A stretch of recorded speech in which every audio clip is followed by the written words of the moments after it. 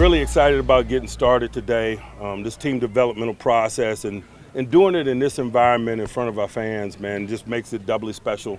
I've been coming here a long time, man. It's not something that I take for granted.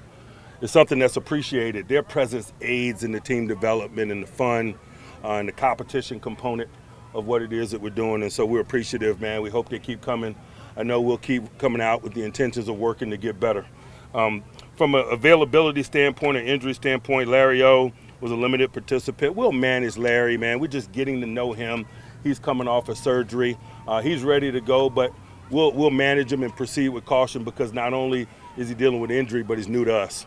And so that requires a little bit of management, no issues there. Miles Killebrew had a pec injury, will be evaluated. I think TD had some cramps. Don't expect that to be a significant issue. Other than that, man, just a lot to teach and learn. I could go on and on about what I saw. Just rest assured that it was a good start, and we have miles to go. I'll pause for questions. Mike, you ready to name a starting quarterback after first practice? I'm not, but ask me tomorrow. We will, Mike, don't worry. No question. No question. Mike, it didn't look like Deontay was doing any of the team stuff. Is that any level of concern on the first day of camp?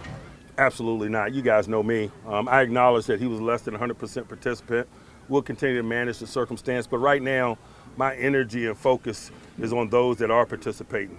And I think that's the appropriate mindset to have. From time to time, you get in a setting like this, you manage situations and circumstances and people, but largely my energy is devoted to those that are working and in the larger body, and that's where I'm at with it. Was that something that was your decision to not have? Was not, no. When he doesn't participate, just gives you more a chance to see some different guys on the outside, or do you bump different guys around? What do you do in that situation? When you get in a setting like this and you got 90 guys to get to know, I've just learned over the course of time is to look at it from the perspective of those that get increased rep opportunities.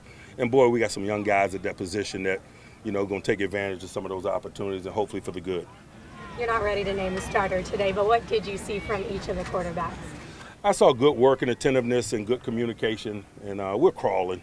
I can tell you guys some things, but it's the early portion of the process, and I appreciate their attentiveness and professionalism, and they'll continue to write their stories and sort themselves out. Mike, what you've seen DeMonte KZ bring as a vet, I know it's just the first practice without Minka, but how did he look just communicating? Exactly what you just said, man. It's the first practice. We're in helmets, and so, he is a veteran. He's been there, done that guy. I'm appreciative of that. That's why we went out and acquired him. But not a lot happened today on that front. Mike, at inside linebacker, it seemed like you were rotating Jack, Bush, and Spillane. Is that just an early camp thing, or is that something that you could stretch out into a season, for instance? I am into those things, man, and oftentimes, we do this thing largely to give everybody an opportunity to be ready and show what they're capable of and divide the labor up and so forth. And so when we got a lot of guys at a position, sometimes we'll work a pair and a spare in the first group in an effort to see more guys like Buddy Johnson, for instance. We do it at corner with Spoon and Levi and Cam Sutton. You work those guys exclusively in Group 1, so you get more of an opportunity to see JP in Group 2. So it's not necessarily about the 3 guys that are working in Group 1. Sometimes you're just thinning the herd to make sure that the guys in the second and third group aren't sharing reps because they got a lot to learn and a lot to show us, and the more opportunities they get are significant. And so I think it probably represents that. Him working with that first group, we have exposure to him.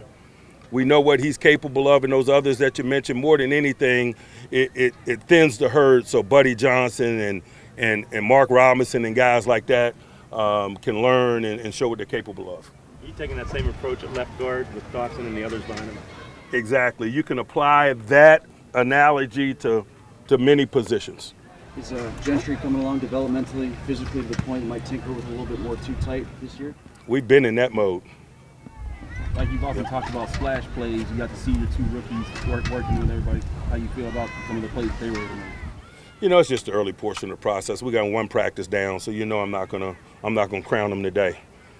We talked to you yesterday about being back here at Latrobe, finally seeing the fans out here. What was that like for you walking down? Like when I opened, I'm just appreciative of it. I am. Their presence is appreciated and a significant component of development. Coach, is there somebody that's new to the system, whether it's a rookie or a free agent acquisition, that's stuck out to you as far as being able to fit in the fastest? No. Anyone else? All right. Great. Thank you, guys.